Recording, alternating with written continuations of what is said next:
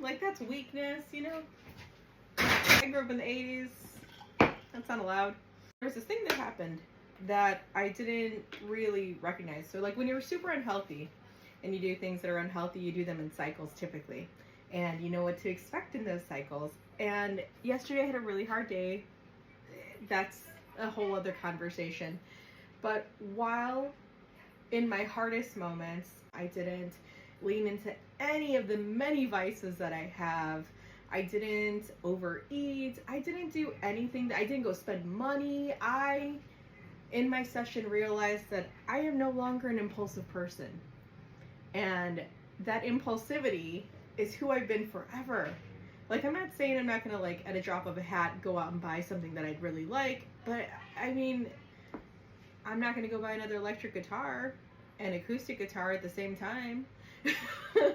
And it's a very strange feeling to literally make decisions based on logic instead of feeling or any of that.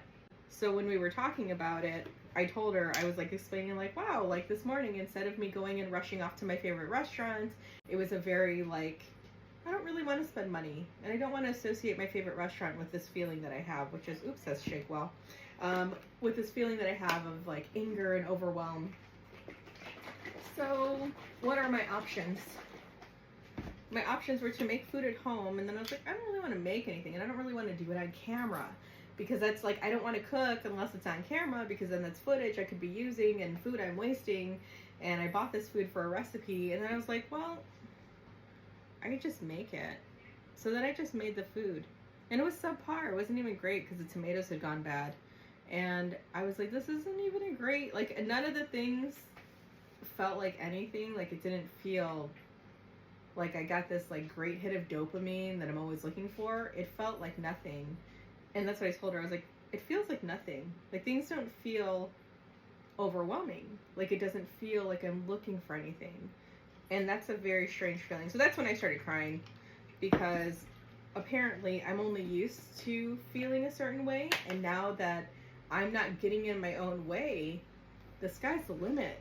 Like, you know, when I go to conventions, I get nervous. I am a very nervous person. I tend to drink a lot during those seasons.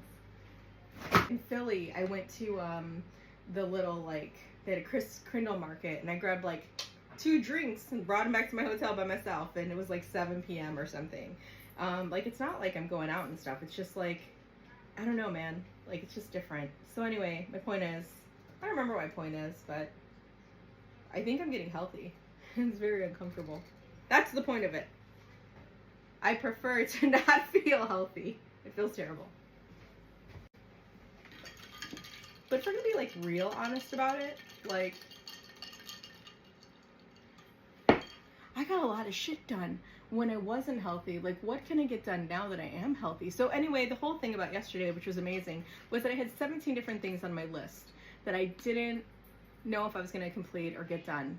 And instead of doing the 17 things and doing a shitty job of it, or instead of going out and buying everything I wanted to buy at Target, or going out to even buy coffee, like I've been doing Starbucks a lot this week, which is fucking gross. Not because, you know, it's like politically it's gross. Instead of doing any of those things, I like chilled and just like regulated. And then I was able to do the one video that I really wanted to do, which was the coffee video yesterday, which I'm still making coffee ice cubes right now. But, and then it's just like weird. Like, I don't know how to describe it. This is a terrible video. This is awful. Oh, this coffee is really good though. Man.